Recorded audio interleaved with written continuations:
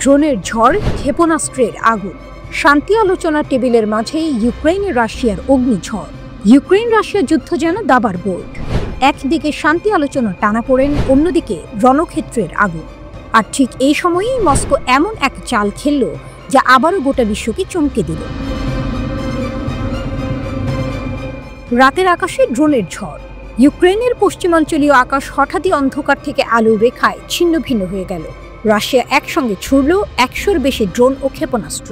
ইউক্রেনীয় সেনারা জানায় অন্তত ৬১৪টি ড্রোন ও ক্ষেপণাস্ত্র ছোড়া হয় সেই রাতে। বিস্ফোরণে কেঁপে ওঠে নিপ্রোপেট্রোভস্ক, লভিভ, পোলতাভা একাধিক শহর। রাশিয়ার শক্তির প্রদর্শনী, লক্ষ্যবস্তুতে মার্কিন কারখানা। কিন্তু সবচেয়ে বড় টুইস্ট ঘটল যখন রুশ ক্ষেপণাস্ত্র গিয়ে আঘাত হানে মার্কিন কোম্পানি ফ্লেক্স লিমিটেডের কারখানায়। এই কারখানায় ইউক্রেনের পূর্ব ফ্রন্ট লাইন থেকে কয়েকশো কিলোমিটার দূরে, তবুও আঘাত হানল দুটি ভয়ঙ্কর কালিবার মিসাইল। হামলার সময় প্রায় ৮০০ কর্মী ছিলেন সেখানে। বিস্ফোরণে ভবন কেঁপে ওঠে, আগুন ধরে যায়। প্রাণহানির খবর না থাকলেও অন্তত ১২ জন আহত হয়েছেন। যুক্তরাষ্ট্রের ব্যবসা প্রতিষ্ঠানকে সরাসরি লক্ষ্য করা, এটিকে ওয়াশিংটনের প্রতি রাশিয়ার স্পষ্ট বার্তা হিসেবেই দেখা হচ্ছে। প্রতিরক্ষার দাবি আর বাস্তবতা। ইউক্রেন বলছে এই হামলা প্রমাণ করে তাদের আধুনিক আকাশ প্রতিরক্ষা ব্যবস্থা জরুরি। কিন্তু বাস্তবতা হলো হাইপারসনিক ব্যালিস্টিক ক্রুজ ক্ষেপণাস্ত্র আর বিভিন্ন মডেলের ড্রোন মিলে যে ঝড় রাশিয়া তুলেছে তা প্রতিরোধ করা প্রায় অসম্ভব হয়ে পড়েছে। এমন এক সময়ে ইউক্রেনের প্রেসিডেন্ট ভলোদিমির জেলেনস্কি শান্তি আলোচনার ভেন্যু হিসেবে সুইজারল্যান্ড, অস্ট্রিয়া ও তুরস্কের নাম প্রস্তাব করেছেন। যুক্তরাষ্ট্র মধ্যস্থতাকারী হিসেবে এগিয়ে আসতে চায়। ট্রাম্প পুতিন বৈঠক, তারপর হোয়াইট হাউসে ট্রাম্পের সঙ্গে জেলেনস্কি ও ইউরোপীয় নেতাদের বৈঠক, সবকিছুই শান্তি প্রক্রিয়ার দিকে ইঙ্গিত দিচ্ছিল। কিন্তু রাশিয়ার এই তীব্র আঘাত যেন বলছে যুদ্ধ শেষ করার চাবি কেবল আমাদের হাতেই।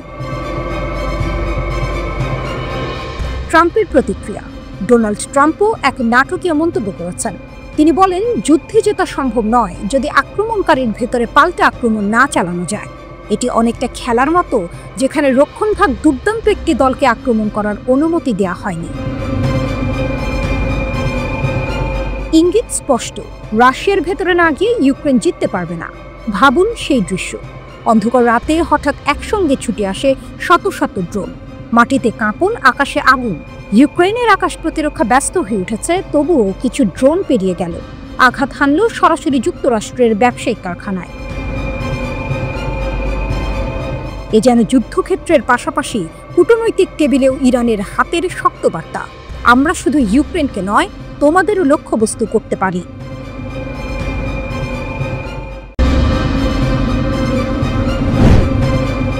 ইতালির বন্দর থেকে ফুঁসে উঠল অভিযোগের আগুন।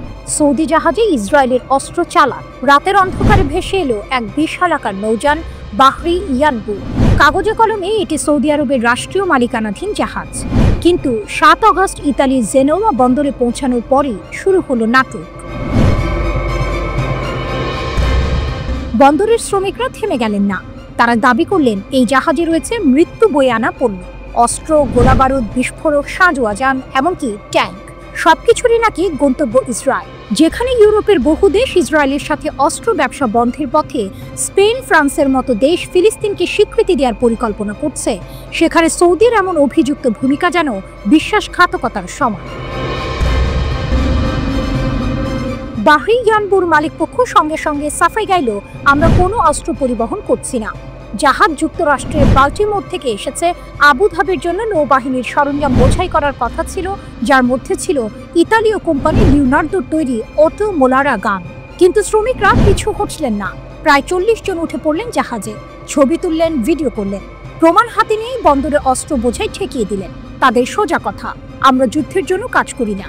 এই দৃশ্য শুধু জেনোয়াতেই নয়, ইউরোপের নানা শ্রমিক ইউনিয়নের মধ্যে গাজা গণহত্যার বিরুদ্ধে সমর্থনের আগুনকে আরও উস্কে দিল। পুরনো ছায়া ফিরে এলো। ঘটনাটি নতুন নয়। ২০১৯ সালেও একই জাহাজে এমন অস্ত্র চালান আটকানো হয়েছিল। তখন অভিযোগ উঠেছিল ছদ্মবেশে যুদ্ধের সরঞ্জাম পরিবহন। এবারও ইতিহাস যেন নিজেকে পুনরাবৃত্তি করছে। বন্দরের শ্রমিক ইউনিয়ন এবং জেনোয়ার চার্চ যৌথভাবে ঘোষণা করেছে তারা অস্ত্র বোঝাই প্রতিরোধে অটল থাকবে। সৌদির জবাব।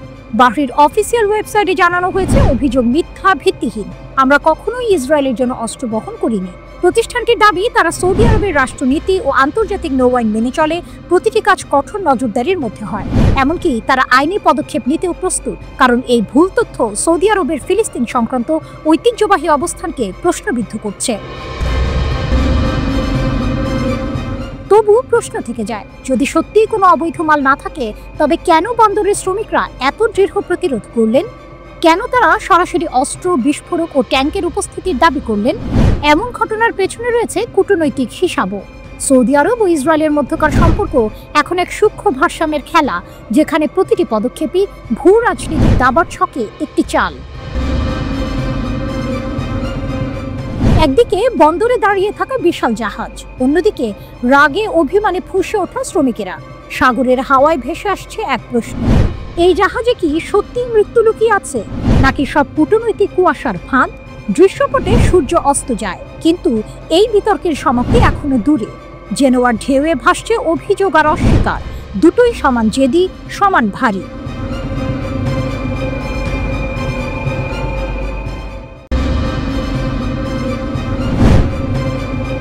লেবাননের রণক্ষেত্রে ইসরায়েলের বিপত্তি, হিজবুল্লাহ নয়া প্রতিরোধ ও বড় ধাক্কা। লেবাননের সীমান্তে ইসরায়েলের বোমা বর্ষণ থামছে না, যুদ্ধবিমান উঠছে আকাশে, সাজো যান হাঁটছে জমিতে। কিন্তু এই ভীষণ আগ্রাসনের মুখে দাঁড়িয়ে আছে এক অদম্য শক্তি, হিজবুল্লাহ। ইসরায়েলি সেনারা বারবার হামলা চালালেও হিজবুল্লাহর প্রতিরোধ গড়ে উঠেছে আরও শক্তিশালী। শত্রুর প্রতিটি আগ্রাসন যেন তাদের শক্তির জ্বালা আরও বাড়িয়ে দেয়। লেবাননের ছোট ছোট গ্রামগুলো বোমার আগুনে পুড়ে ছাই হয়ে গেলেও হিজবুল্লাহর মনোবল অটুট থেকে গেছে। তবে এই লড়াই এবার নতুন এক মোড় নিচ্ছে। এক অসাধারণ ঘটনা ইসরায়েলিদের মধ্যে আতঙ্ক ছড়িয়ে দিয়েছে। দক্ষিণ লেবাননে ইসরায়েলি বাহিনীর একটি স্বয়ংক্রিয় সামরিক যান অভিযান চলাকালে চুরি হয়ে গেছে। এটি শুধু সামরিক যান নয়, এতে ছিল মেশিন গান ও অন্যান্য মারাত্মক অস্ত্র। প্রথমে মনে হয়েছিল জাতিসংঘের কেউ নিয়ে গেছে, কিন্তু পরে তদন্তে জানা যায় এটা সম্ভব নয়। আসল সত্য হলো হিজবুল্লাহ যোদ্ধারা এই যানটি জব্দ করেছে। কিভাবে? যখন ইসরায়েলি সেনারা দুর্ঘটনায় উল্টে যাওয়া আরেকটি যান টেনে তুলছিল, ঠিক সেই সময় তারা আরেকটি যান নিয়ে লেবাননের ভেতরে ঢুকে পড়ে। ক্রেনের সাহায্যে সেটিকে টেনে তুলছিল ইসরায়েলি সেনারা। এই হাইজ্যাক ঘটনা ইসরায়েলিদের জন্য এক কঠিন ধাক্কা।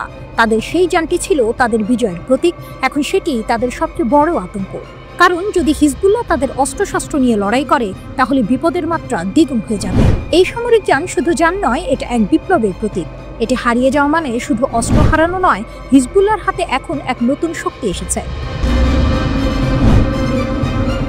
ইসরায়েলি সামরিক কর্মকর্তারা এখন উদ্বিগ্ন, কারণ এই যান ও তার অস্ত্র সম্ভার হিজবুল্লাহর হাতে গেলে লেবাননের মাঠে যুদ্ধের চিত্র একেবারে বদলে যেতে পারে। সশস্ত্র গোষ্ঠী হিজবুল্লাহকে নিরস্ত্র করার লক্ষ্যে সময়সীমা বেঁধে দিয়েছে লেবানন সরকার। চলতি বছরের মধ্যেই হিজবুল্লাহকে সব অস্ত্র সরকারের কাছে জমা দিয়ে সময়সীমা নির্ধারণ করা হয়েছে। সশস্ত্র এই গোষ্ঠীটি নিরস্ত্র হওয়ার পরিকল্পনা কোনোভাবেই পছন্দ নয়, এবং তারা এটি এমনভাবে সামাল দিতে চায় যেন এমন পরিকল্পনার কোনো অস্তিত্ব নেই। এক বিবৃতিতে হিজবুল্লাহ জানিয়েছে, লেবাননের প্রধানমন্ত্রী নওয়াফ সালামের অস্ত্র কেড়ে নেওয়ার সিদ্ধান্ত বড় ধরনের অন্যায়। এমন পরিকল্পনা পুরোপুরি ইসরায়েলের স্বার্থকে বাস্তবায়ন ছাড়া আর কিছুই নয়। সরকারের এমন সিদ্ধান্ত সরাসরি প্রত্যাখ্যান করলেও হিজবুল্লাহ শক্তি প্রয়োগ করে প্রতিক্রিয়া জানায়নি। তাদের প্রয়াত নেতা হাসান নাসরুল্লাহর নেতৃত্বের সময় বলা হয়েছিল, তাদের অস্ত্রের বিরুদ্ধে কোনো পদক্ষেপ নেওয়া হলে তা গৃহযুদ্ধ ডেকে আনতে পারে। হিজবুল্লাহর প্রতি সমর্থন জানিয়ে ইরান বলেছে, তারা এই সংগঠনের সিদ্ধান্ত গ্রহণ ও নীতির বিষয়ে ভূমিকা রাখে না। ইরানের পররাষ্ট্রমন্ত্রী আব্বাস আরাকচি বলেন, হিজবুল্লাহকে নিরস্ত্র করার প্রচেষ্টা সফল হবে না। আরাকচি বলেন, হিজবুল্লাহর অস্ত্র কেড়ে নেওয়ার চেষ্টা এবারই প্রথম নয়। এটা স্পষ্ট যে শক্তিশালী এই সংগঠনটি তাদের সক্ষমতার প্রমাণ দিয়েছে।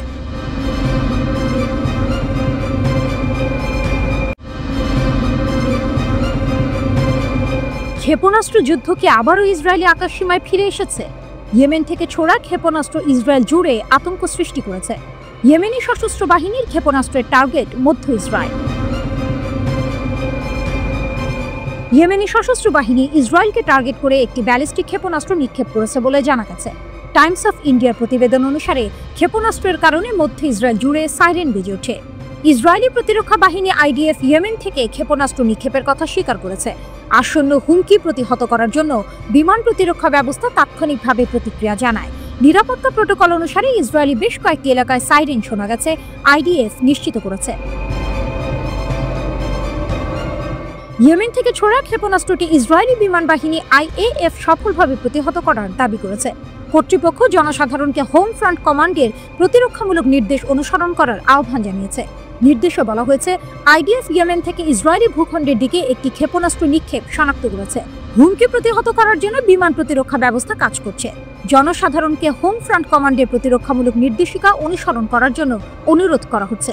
ইসরায়েলের বেশ কয়েকটি এলাকায় যে সাইরেন বেজে ওঠে, তারপরে ইয়েমেন থেকে ছোড়া একটি ক্ষেপণাস্ত্র আইএএফ দ্বারা প্রতিহত করা হয়েছে। এদিকে ইসরায়েলি মন্ত্রী ইসরায়েল কাটসের মন্তব্যের নিন্দা জানাতে সানায় ইয়েমেনিরা মিছিল করেছে।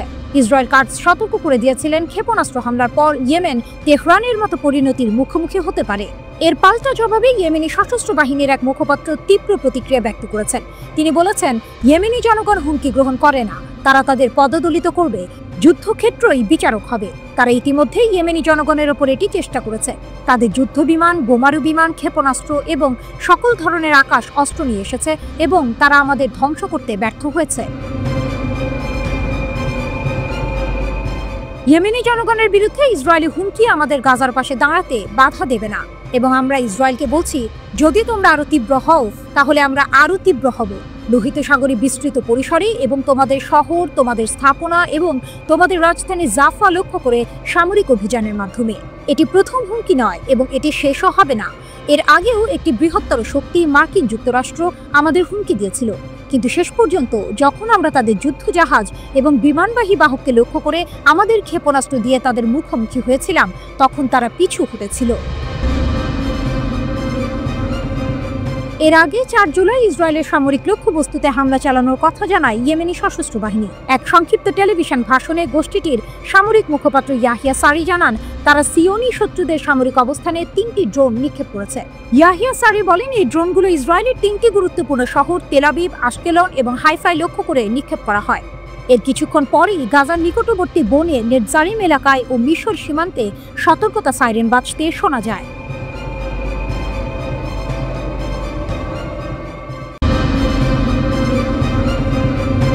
মধ্যপ্রাচ্যের আকাশে আবারও কি ঘনিয়ে আসছে নতুন ঝড়ের পূর্বাভাস? গাজা থেকে শুরু করে সমগ্র ভূখণ্ডে চলা সংঘাতের উত্তাপ যখন কিছুটা থিত হচ্ছিল, ঠিক তখনই যেন তেহরান থেকে ভেসে এলো এক হুঙ্কার।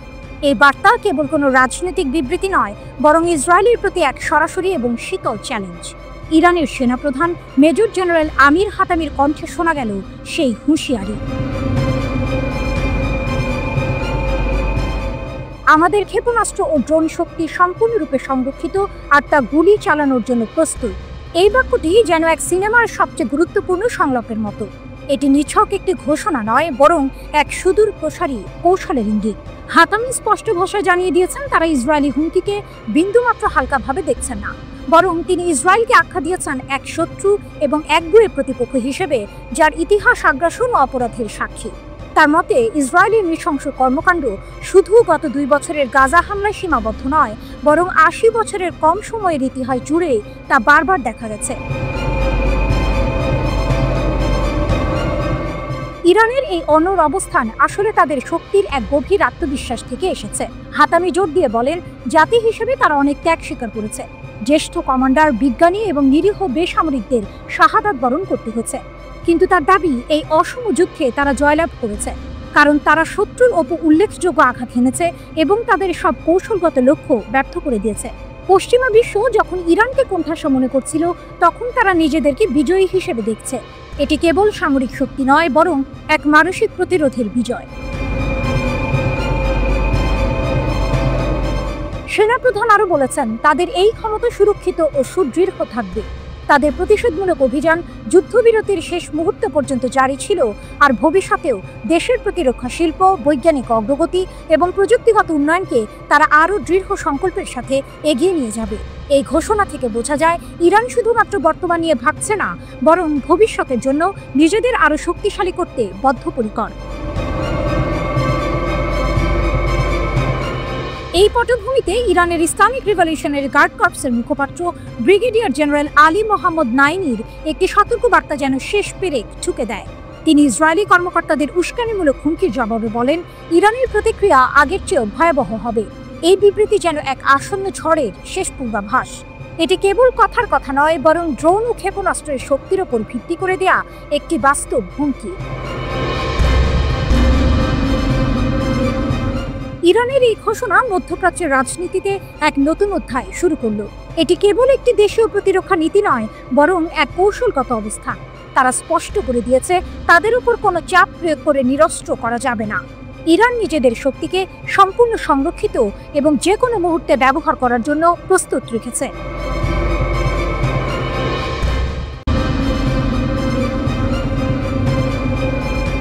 হামাসের অস্ত্র ছাড়ব না ঘোষণা, নতুন মোড় নিচ্ছে গাজার যুদ্ধ।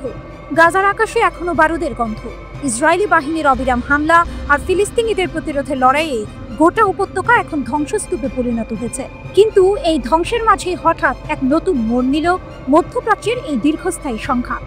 ফিলিস্তিনের স্বাধীনতাকামী সংগঠন হামাস একটি বিস্ফোরক ঘোষণা দিয়েছে, যা যুদ্ধবিরতির সমস্ত আশাকেই যেন এক নিমিষে ভেঙে দিয়েছে।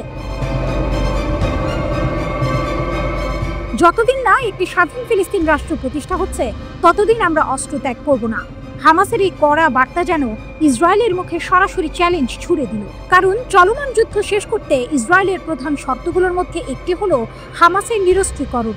কিন্তু হামাস তাদের এই ঘোষণার মাধ্যমে স্পষ্ট জানিয়ে দিল, তারা নিজেদের অস্ত্রশস্ত্র নামিয়ে রাখার কোনো ইচ্ছা রাখে না।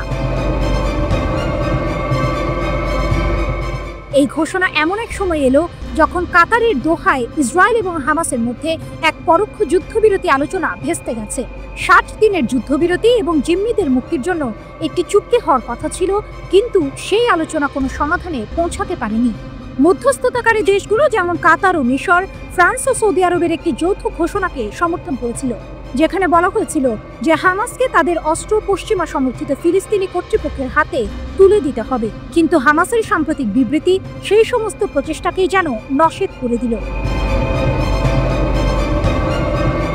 হামাসের এই অবস্থানকে অনেক বিশ্লেষক বলছেন, এটি তাদের নিজস্ব অস্তিত্ব রক্ষার লড়াই। 2007 সাল থেকে গাজা উপত্যকা নিয়ন্ত্রণ করে আসছে হামাস। চলমান যুদ্ধে ইসরায়েলের ব্যাপক হামলায় সামরিকভাবে তারা ক্ষতিগ্রস্ত হলেও তাদের প্রতিরোধ ক্ষমতা এখনো অক্ষুণ্ণ। হামাস মনে করে তাদের সশস্ত্র প্রতিরোধী ফিলিস্তিনি জনগণের শেষ ভরসা এবং ইসরায়েলের আগ্রাসন থেকে নিজেদের রক্ষা করার একমাত্র উপায়। তারা তাদের বিবৃতিতে বলেছে, জেরুজালেমকে রাজধানী করে একটি স্বাধীন, পুরোপুরি সার্বভৌম ফিলিস্তিন রাষ্ট্র প্রতিষ্ঠিত না হওয়া পর্যন্ত সশস্ত্র প্রতিরোধের অধিকার ত্যাগ করা হবে না। অন্যদিকে ইসরায়েলের প্রধানমন্ত্রী বেনিয়ামিন নেতানিয়াহু এই পরিস্থিতির জন্য হামাসকেই দায়ী করেছেন।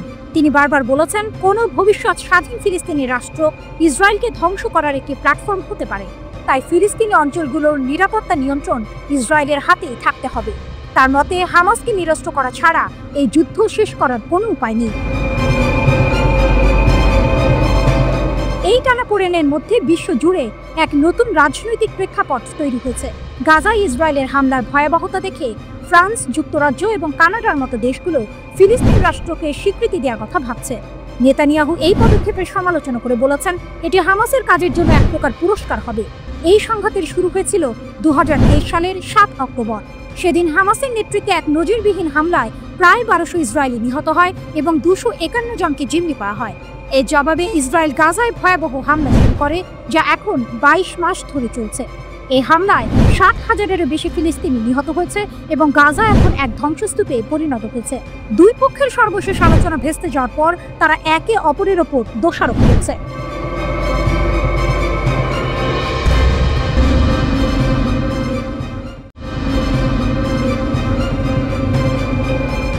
সৌদি আরবের স্বপ্নে হুথিদের আঘাত। লোহিত সাগরের বন্দর কি এবার অচল? মধ্যপ্রাচ্যে সৌদি আরবের যুবরাজ মোহাম্মদ বিন সালমানের এক স্বপ্ন দেশের তেল নির্ভরতা কমিয়ে এক বৈচিত্র্যময় আধুনিক অর্থনীতি গড়ে তোলা। তার এই স্বপ্নের নাম ভিশন 2030। এই স্বপ্নের কেন্দ্রে ছিল লোহিত সাগর উপকূলকে ঘিরে বিশাল সব প্রকল্প, যেমন বিলাসবহুল হোটেল, অত্যাধুনিক বন্দর এবং শিল্পাঞ্চল গড়ে তোলা। কিন্তু যুবরাজের সেই স্বপ্নের উপর যেন কালো মেঘের ছায়া ফেলেছে ইয়েমেনের সশস্ত্র বাহিনীর হামলা। এই হামলা লোহিত সাগরের বাণিজ্য পথকে এতটাই বিপজ্জনক করে তুলেছে যে সৌদি আরবের বন্দরগুলো এখন কার্যত অচল হয়ে পড়েছে। 2014 সালে চালু হওয়া সৌদি আরবের অন্যতম গুরুত্বপূর্ণ বন্দর কিং আবদুল্লাহ বন্দর। এই বন্দরটি মূলত ট্রান্সশিপমেন্টের জন্য পরিচিত ছিল। বড় জাহাজ থেকে পণ্য নামিয়ে ছোট জাহাজে তুলে অন্য গন্তব্যে পাঠানোই ছিল এর প্রধান কাজ। কিন্তু হুথিদের হামলার পর এই বন্দরের চিত্র পুরোপুরি পাল্টে গেছে। মেরিন ট্রাফিকের তথ্য অনুযায়ী 2023 সালে এই বন্দরে যেখানে 188টি কন্টেইনারবাহী জাহাজ এসেছিল, 2024 সালে তা কমে দাঁড়ায় মাত্র 59টিতে, প্রায় 70% পতন। চলতি বছরেও পরিস্থিতি একই রকম। এই বন্দর এখন এতটাই লোকসানে চলছে যে মালিকরা চাইলেও এটি বিক্রি করতে পারছেন না। বন্দরের কর্মকর্তারা বলছেন, আন্তর্জাতিক শিপিং কোম্পানিগুলো এখন লোহিত সাগর এড়িয়ে আফ্রিকার দক্ষিণ প্রান্ত দিয়ে ঘুরে যাচ্ছে। এতে তাদের পথ লম্বা হলেও তারা হুথিদের হামলার ঝুঁকি এড়াতে পারছে। এই কারণে কিং আবদুল্লাহ বন্দরের ট্রান্সশিপমেন্ট ব্যবসা প্রায় বন্ধ হয়ে গেছে। সৌদি আরবের অন্য একটি গুরুত্বপূর্ণ বন্দর জেদ্দা ইসলামিক বন্দর এর অবস্থাও খুব একটা ভালো নয়। সেখানেও জাহাজ চলাচল কমেছে, যদিও কিং আবদুল্লাহ বন্দরের মতো এতটা তীব্র প্রভাব পড়েনি। এর কারণ হলো জেদ্দা বন্দর মূলত সৌদি আরবের পশ্চিমাঞ্চলের জন্য আমদানি পণ্যের প্রবেশপথ, তাই ট্রান্সশিপমেন্টের ওপর এর নির্ভরতা কম। কিন্তু পরিস্থিতি এমন যে এশিয়া থেকে আসা অনেক কন্টেইনারবাহী জাহাজ এখন সৌদি আরবের পূর্ব উপকূলের দাম্মামের কিং আব্দুল আজিজ বন্দরে ভিড়ছে। এক কর্মকর্তা জানান, দাম্মাম এখন তুলনামূলকভাবে নিরাপদ। এই পুরো ঘটনাটি যুবরাজ সালমানের ভিশন 2030 এর জন্য এক বড় ধাক্কা। লোহিত সাগর উপকূলকে ঘিরে তার যে স্বপ্ন ছিল তা হুথিদের হামলায় কার্যত হুমকির মুখে পড়েছে। বিশেষজ্ঞরা বলছেন, ভিশন 2030 এর সাফল্যের জন্য লোহিত সাগর উপকূলের উন্নয়ন অত্যন্ত জরুরি ছিল, কারণ এটি তেল গ্যাসের বাইরে অর্থনৈতিক বৈচিত্র্য আনার একটি প্রধান উপায়।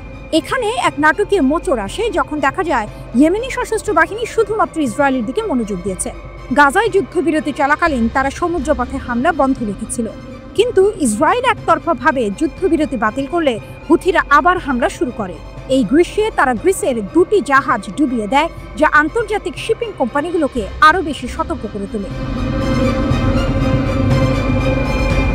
মার্কিন প্রেসিডেন্ট ডোনাল্ড ট্রাম্প হুথিদের বিরুদ্ধে ব্যাপক বিমান হামলা শুরু করলেও সৌদি আরব তাকে অনুরোধ করে মে মাসের উপসাগর সফরের আগে হামলা বন্ধ করতে।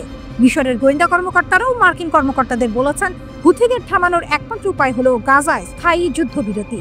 অর্থাৎ হুথিদের এই হামলার মূল কারণ রাজনৈতিক, সামরিক নয়। এর সমাধানও সামরিকভাবে সম্ভব নয়।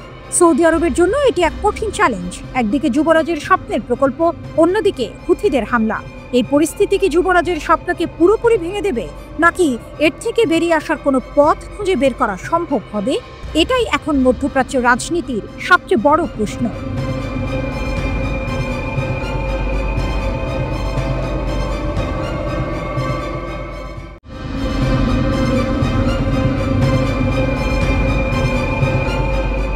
আবারও ক্ষেপণাস্ত্র হামলার পর ভূগর্ভস্থ আশ্রয় কেন্দ্রে ইসরায়েলিরা। তেল আবিবের সতর্ক অবস্থানে মধ্য ইসরায়েল জুড়ে সাইরেন বাজানোয় আতঙ্ক ছড়িয়ে পড়ে।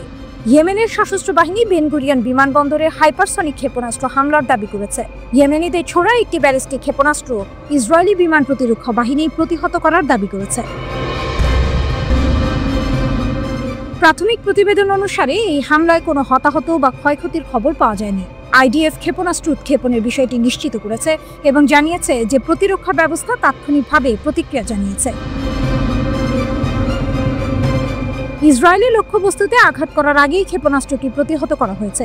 ইয়েমেনের সশস্ত্র বাহিনী দায় স্বীকার করে জানিয়েছে যে তারা বেন গুরিয়ন বিমানবন্দরকে লক্ষ্য করে হামলা চালিয়েছে। ইয়েমেন থেকে 48 ঘন্টারও কম সময়ের মধ্যে এটি ছিল ইসরায়েলের ওপর দ্বিতীয় এই ধরনের আক্রমণ। মার্চ থেকে মোট 67টি ক্ষেপণাস্ত্র এবং 17টি ড্রোন নিক্ষেপ করেছে ইয়েমেনের সশস্ত্র বাহিনী। এই প্রজেক্টাইলগুলির মধ্যে কিছু ইসরায়েলি আকাশসীমায় পৌঁছানোর আগেই বিধ্বস্ত হয়েছে।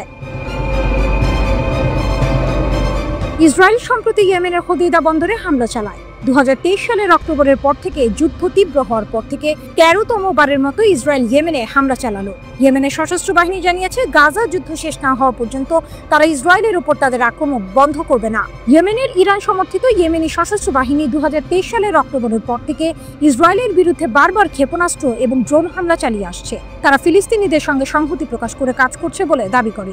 ইয়েমেনিরা মার্চ মাসে শেষ হওয়া গাজায় 2 মাসের যুদ্ধবিরতির সময় তাদের হামলা স্থগিত করেছিল, কিন্তু ইসরায়েল যুদ্ধবিরতি ভঙ্গ করার পর আবার হামলা শুরু করে। সম্প্রতি ইসরায়েলকে উদ্দেশ্য করে বড় হুমকি দিয়েছে ইয়েমেনের সশস্ত্র প্রতিরোধ গোষ্ঠী। সামরিক অভিযানের চতুর্থ ধাপে প্রবেশের ঘোষণা দিয়ে গোষ্ঠীটির মুখপাত্র জানিয়েছেন, ইসরায়েলের সঙ্গে বাণিজ্য করে কিংবা তাদের বন্দর ব্যবহার করলে যে কোনো দেশের যে কোনো জাহাজ হবে তাদের বৈধ লক্ষ্য। রয়টার্স ইয়েমেনি সশস্ত্র বাহিনীর মুখপাত্রের বরাতে জানায়, এখন থেকে ইসরায়েলের সঙ্গে সংশ্লিষ্ট সব জাহাজকে তারা বৈধ লক্ষ্য হিসেবে বিবেচনা করবে। গোষ্ঠীটির দাবি, ইসরায়েলের আগ্রাসন বন্ধ না হওয়া এবং গাজা অবরোধ না তুলে নেওয়া পর্যন্ত তাদের সামরিক অভিযান চলবে। তারা জোর দিয়ে বলেছে, এই হামলার সিদ্ধান্ত নৈতিক ও মানবিক দায়বদ্ধতা থেকে নেওয়া হয়েছে। সকল আন্তর্জাতিক শিপিং কোম্পানিকে সতর্ক করে ইয়েমেনি সশস্ত্র বাহিনী বলেছে, ইসরায়েলি বন্দর ব্যবহারে সম্পৃক্ততা বন্ধ না করলে তাদের জাহাজও হুমকির মুখে পড়বে। কেউ সতর্কবার্তা না মানলে সেই জাহাজ যে কোনো সময় ইয়েমেনি ক্ষেপণাস্ত্র ও ড্রোন হামলার শিকার হতে পারে। তবে গোষ্ঠীটি একযোগে এটাও জানিয়েছে, ইসরায়েল যদি গাজায় সামরিক অভিযান বন্ধ করে এবং অবরোধ প্রত্যাহার করে তাহলে তারা সব ধরনের হামলা স্থগিত করবে।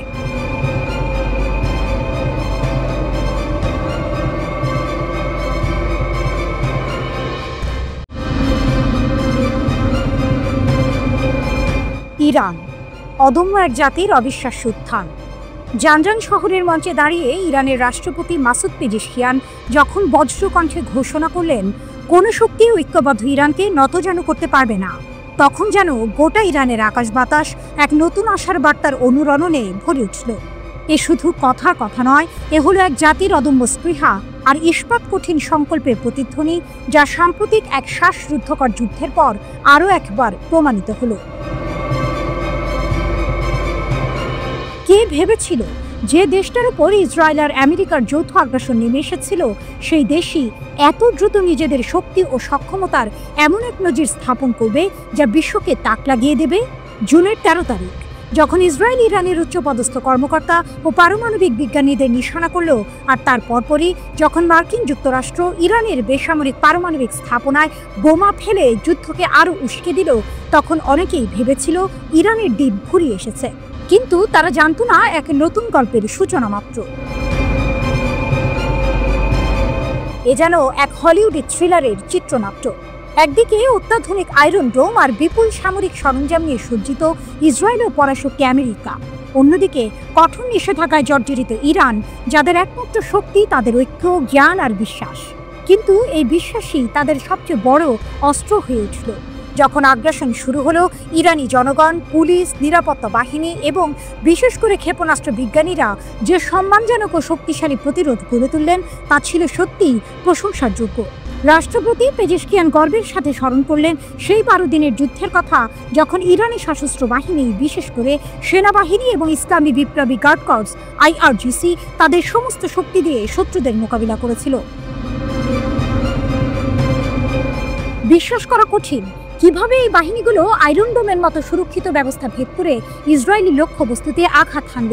শুধু তাই নয়, পশ্চিম এশিয়ার সবচেয়ে বড় মার্কিন সামরিক ঘাঁটি কাতারের আল উদেইদ বিমান ঘাঁটিতেও নির্ভুলভাবে হামলা চালালো তারা। এ যেন ডেভিডের গলিয়াতকে হারানোর এক আধুনিক উপাখ্যান। শত্রুদের সমস্ত হুমকি ও চাপকে তুচ্ছ করে ইরানি জাতীয় সশস্ত্র বাহিনী শুধু জাতীয় সার্বভৌমত্ব রক্ষা করেনি, তারা দেখিয়ে দিয়েছে যে দৃঢ় সংকল্পের কাছে কোনো বাধাই বড় নয়। যুদ্ধের মোড় ঘুরতে শুরু করল 24শে জুন। ইসরায়েলি সরকার ও মার্কিন যুক্তরাষ্ট্র ইরানের এই অপ্রত্যাশিত ও শক্তিশালী পাল্টা হামলায় এতটাই হতভম্ব হয়ে গিয়েছিল যে তাদের পক্ষে আর যুদ্ধ চালিয়ে যাওয়া সম্ভব হয়নি। তেল আবিব যুদ্ধবিরতি চাইতে বাধ্য হলো। এ যেন এক অবিশ্বাস্য টুইস্ট। যে দেশগুলো ইরানকে নতজানু করতে চেয়েছিল, তারাই শেষ পর্যন্ত নিজেদের গুটিয়ে নিতে বাধ্য হলো। ইসলামী বিপ্লবী নেতা আয়াতুল্লাহ সাইয়েদ আলী খামেনি ঠিকই বলেছিলেন, এই 12 দিনের যুদ্ধ ইরানি জাতির শক্তি ও দৃঢ়তা প্রকাশ করেছে। বিশ্ব দেখেছে ইসলামী প্রজাতন্ত্রের ভিত্তির অতুলনীয় দৃঢ়তা।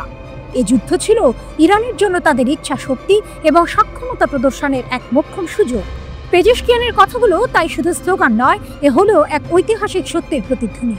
যতক্ষণ পর্যন্ত ইরানি জনগণ তাদের ঐক্য ও সংহতি বজায় রাখবে, ততক্ষণ পর্যন্ত কোনো বাধা তাদের অগ্রগতিকে বাধাগ্রস্ত করতে পারবে না।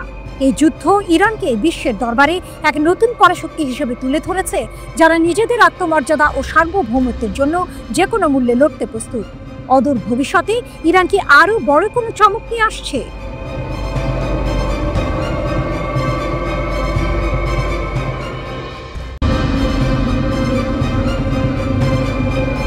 ইরান নেতানিয়াহুকে আতঙ্কিত করে তুলেছে। তার বাড়ির বাইরে ক্যামেরা স্থাপন করেছে। হত্যার চেষ্টার দাবির মধ্যে ইরানের একজন জ্যেষ্ঠ সংসদ সদস্যের বিশাল প্রকাশ। পেজেশকিয়ান আরাকচিকে হত্যার ষড়যন্ত্রের পর প্রতিশোধের প্রস্তুতি নিচ্ছে তেহরান। যুদ্ধ পুনরায় শুরু না হওয়ার জন্য নেতানিয়াহুকে ইরানের চূড়ান্ত সতর্কীকরণ।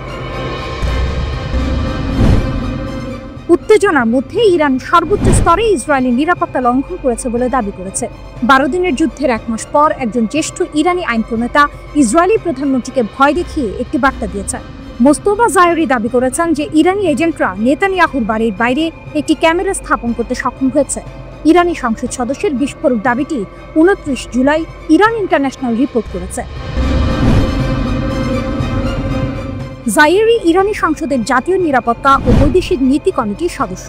একজন ইরানি সংসদ সদস্য দাবি করেছেন ইসরায়েলি নেতানিয়াহুর বাড়ির সামনে একটি নিরাপত্তা ক্যামেরা স্থাপন করা হয়েছে। ইরান ইন্টারন্যাশনাল অনুসারে জায়নিস্টিক গ্যাং কম্পাউন্ডে কোনো গোপন স্থান বলে কিছু নেই, জায়েরি বলেছেন। জায়েরি একটি এক্স পোস্টে সতর্ক করে বলেছেন, ইরান এর আগে কখনো ইসরায়েলি প্রধানমন্ত্রী এত ঘনিষ্ঠ ছিল না। বেনিয়ামিন নেতানিয়াহুর বিরুদ্ধে কথিত হত্যা প্রচেষ্টার মাত্র কয়েকদিন পরেই এটি এসেছে। 23 জুলাই 70 বছর বয়সী একজন গুরুতর অসুস্থ কর্মীর বিরুদ্ধে ইসরায়েলি প্রধানমন্ত্রীকে হত্যার ষড়যন্ত্রের অভিযোগ আনা হয়েছে। ওই নারী কেন্দ্রীয় ইসরায়েলের বাসিন্দা এবং দীর্ঘদিন ধরে সরকার বিরোধী আন্দোলনের সঙ্গে যুক্ত বলে জানিয়েছে কর্তৃপক্ষ। পুলিশের মতে অভিযুক্ত ওই নারী নেতানিয়াহুকে হত্যার জন্য নিজ হাতেই একটি বিস্ফোরক তৈরি করেছিলেন। পরিকল্পনা বাস্তবায়ন করতে তিনি আরও কয়েকজন সরকার বিরোধী কর্মীর সঙ্গে যোগাযোগ করে অস্ত্র সংগ্রহের চেষ্টা করেছিলেন। শুধু তাই নয়, নেতানিয়াহুর নিরাপত্তা ব্যবস্থা সম্পর্কেও তথ্য জানার চেষ্টা করেন তিনি। 28 জুলাই ইসরায়েলি মন্ত্রী ইসরায়েল কাটসের বিরুদ্ধেও একটি হত্যার ষড়যন্ত্রের কথা প্রকাশ করা হয়েছে। একজন ইসরায়েলি নাগরিক ইসরায়েল কাটসের বাড়ির কাছে একটি শক্তিশালী বোমা রেখেছিলেন বলে অভিযোগ করা হয়েছে। তেহরানের হাই প্রোফাইল হত্যার চেষ্টার অভিযোগের পর ইরানি এমপির দাবিও এসেছে। ইরানের পররাষ্ট্রমন্ত্রী আরাকচি একটি সাক্ষাৎকারে দাবি করেছেন তার নিজের বাড়ির বিপরীতে একটি বাড়িতে বোমা রাখা হয়েছিল। ইরানের রাষ্ট্রীয় টিভিতে আরাকচি এ মন্তব্য করেছেন, কিন্তু ইরান ইন্টারন্যাশনাল অনুসারে সাক্ষাৎকারটি সম্প্রচারিত হয়নি। 12 দিনের যুদ্ধের সময় 16 জুন ইসরায়েল ইরানের রাষ্ট্রপতিকে হত্যার চেষ্টা করেছিল বলেও অভিযোগ রয়েছে। ফার্সের একটি প্রতিবেদনে বলা হয়েছে, পেজেশকিয়ানদের একটি বৈঠক স্থলে ইসরায়েল 6টি ক্ষেপণাস্ত্র বা বোমা দিয়ে আঘাত করেছিল। একটি গোপন ভূগর্ভস্থ স্থাপনায় ওই সভা চলাকালে ইসরায়েল সেই স্থাপনার উভয় দিকের প্রবেশ পথে বোমা হামলা চালায়। এ সময় জরুরি বের হওয়ার পথ দিয়ে তিনি ও অন্যরা বের হয়ে আসার সময়ে তার পায়ে সামান্য আঘাত লাগে। 12 দিনের এই যুদ্ধ চলার সময় সামাজিক মাধ্যমে আসা ভিডিওগুলোতে দেখা গেছে তেহরানের উত্তর পশ্চিমাঞ্চলে একটি পর্বত এলাকায় বারবার হামলা করেছে ইসরায়েল।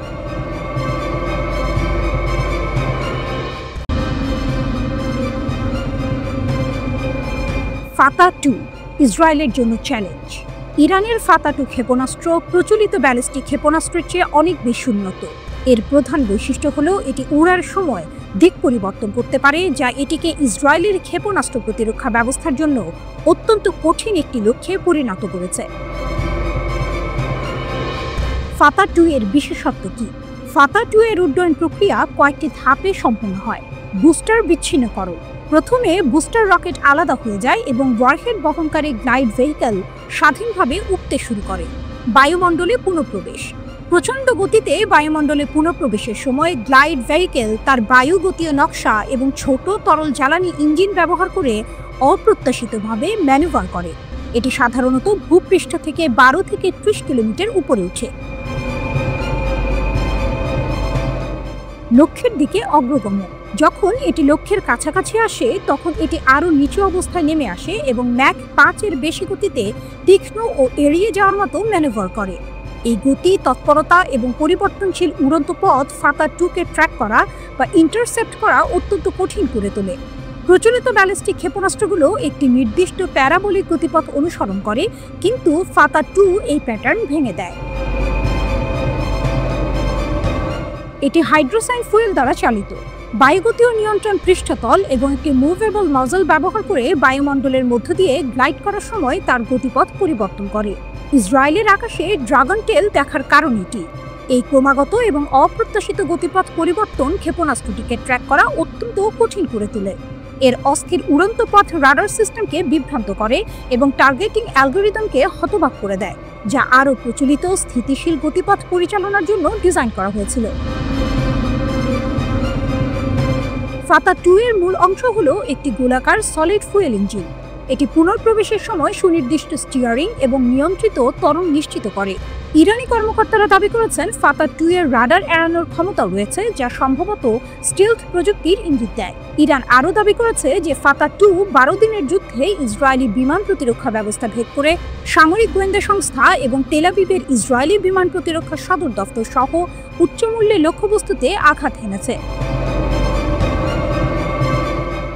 ইসরায়েলের প্রতিরক্ষা ব্যবস্থার ব্যর্থতা। ইসরায়েলের আয়রন ডোম, ডেভিডের স্লিং এবং অ্যারো অ্যান্টি ব্যালিস্টিক মিসাইল সিস্টেমের মতো একটি বহুস্তরীয় ক্ষেপণাস্ত্র প্রতিরক্ষা ব্যবস্থা রয়েছে। তবে ফাতাহ 2 এর মতো হাইপারসোনিক ক্ষেপণাস্ত্রগুলো এই ব্যবস্থার জন্য একটি বড় চ্যালেঞ্জ তৈরি করেছে। আয়রন ডোম 40 মাইল পর্যন্ত পাল্লার লক্ষ্যবস্তু মোকাবিলা করতে পারে।